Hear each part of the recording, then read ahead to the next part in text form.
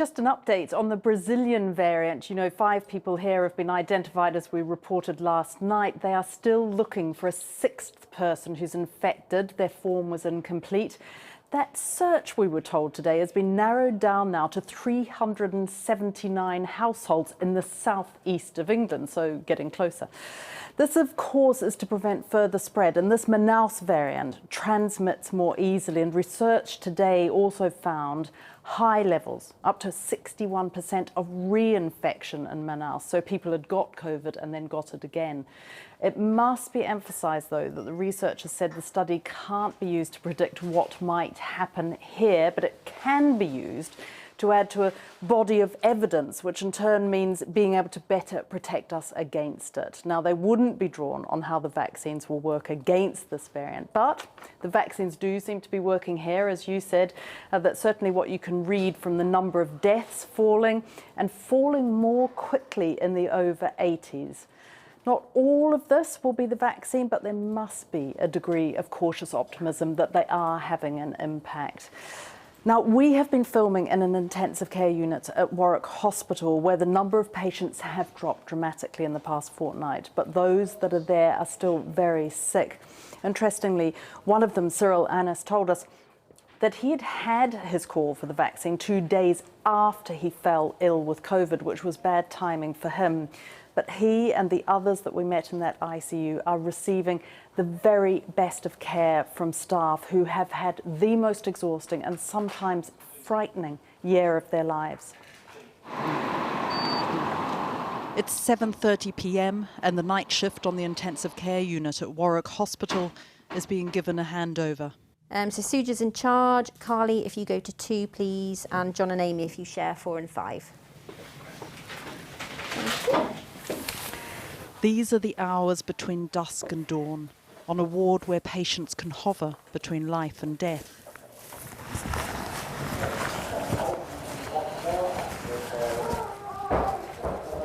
Hi! I know, it's boiling, isn't it? There are 3 patients tonight, but that can change at a moment's notice. Cyril, do you want to give your teeth a little clean now and take your tablets? Yeah, I'll go and get a bowl and stuff, okay? And we'll do that. All right, okay. Just take your time.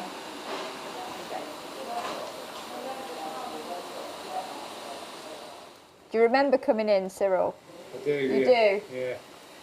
Because some people, when they're that poorly, they don't even remember, even though they're awake and talking and having conversations, that period, they don't remember it at all.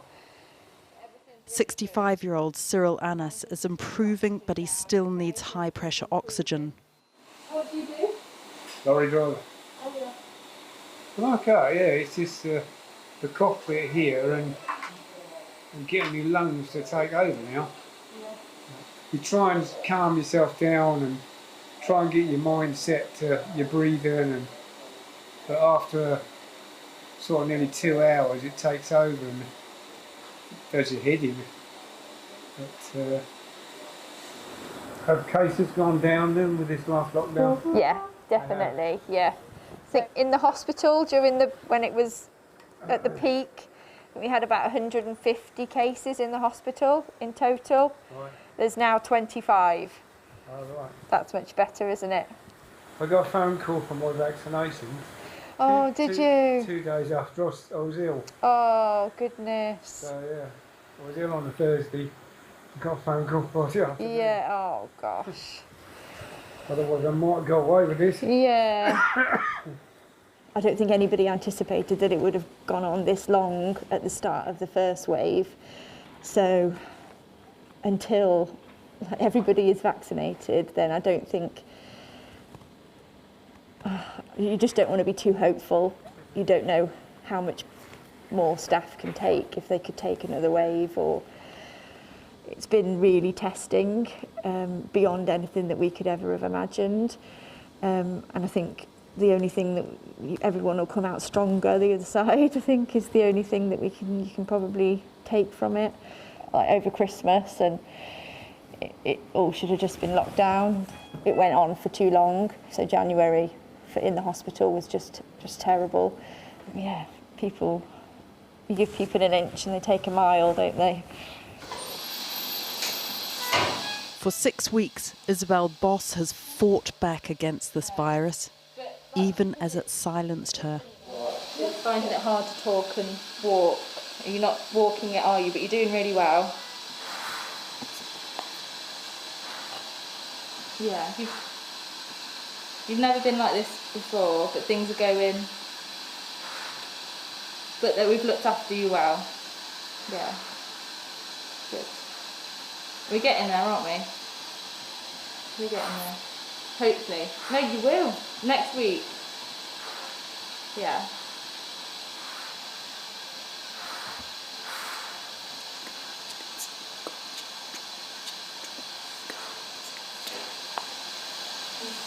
You've been finding it really hard to see, not seeing your grandchildren and children, so no one's allowed to come in.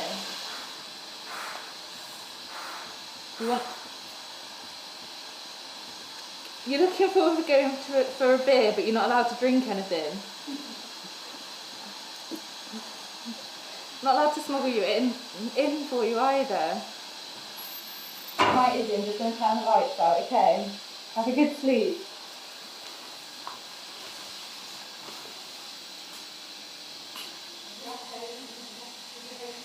We just like to keep it as calm and as peaceful overnight so they can get that rest and recuperation as much as they need.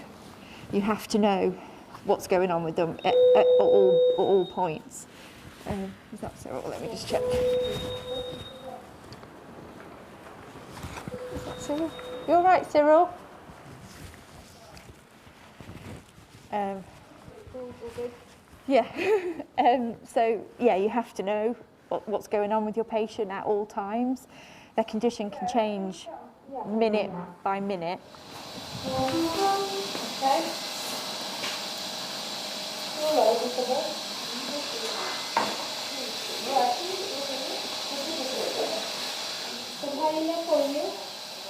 Sleep does not come easy for any of the patients.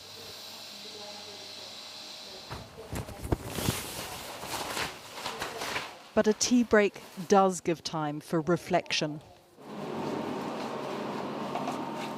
All right, Gagan. How's your night going? It's okay. You came into work and it was like some sort of like biological warfare scenario because you just didn't know because everyone was hyper cautious. It's like the analogy that I gave to my parents was it's like you're flying a plane in the dark with all the instruments not working and I have no idea whether, all I can tell you is maybe we're going up or down. I can't tell you where the destination is. And infection control protocols changed weekly. You didn't know if it was getting better, worse, or staying the same. And then how do you translate the experience that you've had here, where you have PP that we now know works very effectively, to a situation where you go home and sit around the table with your family and have dinner? Like kissing your husband and stuff, and that's like beyond anything that you can even imagine, like not wanting to even kiss your husband because you think, oh God, am I going to give him COVID when I do this, or have I carried it? And it's just, yeah, horrendous, like just awful.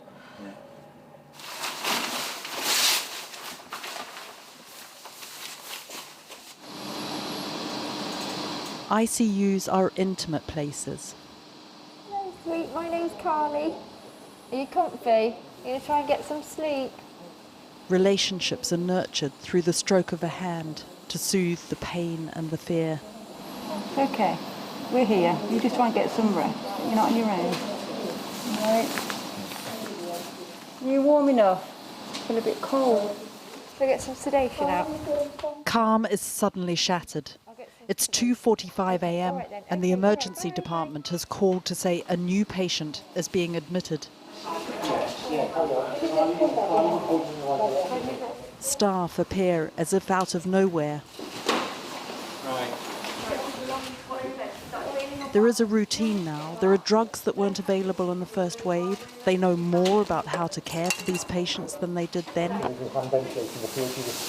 But they also know these are the sickest of the COVID patients.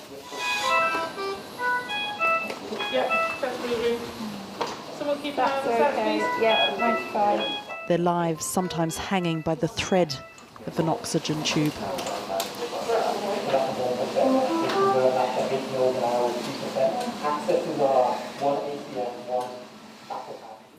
Well, I caught up with Carly, the ITU nurse, who you just saw in Victoria McDonald's report, and also with Bash, the porter at Warwick Hospital, who featured in last night's report. And I began by asking them both how they were coping with the anxiety and with the stress of the last year. This has been like the year that nobody could have imagined. And over the last few months, especially at the peak of the second wave, it became increasingly difficult to leave all your emotions at work. On a number of occasions, in the not too distant past, actually, that I've come home and like been in tears to my husband, and been in tears to my rest of my family as well. So I think, as time has gone on, it has become more and more difficult to separate that work life. Definitely. When I leave from here, I always think about the next day as well, and what's going to be in store for us when we go back in the next day. It's quite frightening as well, to be honest. You're both working at great proximity to patients with COVID. And I'm wondering, Carly, whether that worries you as you come home too. I was increasingly worried for my family and for my husband and children. And if I was to bring it home with me, would I carry it? Would I have made a mistake taking my PPE off and I'd have contaminated myself in some way, and then come home and then given it to my husband? It was a real challenge, and it still is, really. And so until he's vaccinated, I won't feel comfortable in that situation. But do you sense perhaps that they worry a little bit about whether you are bringing it home?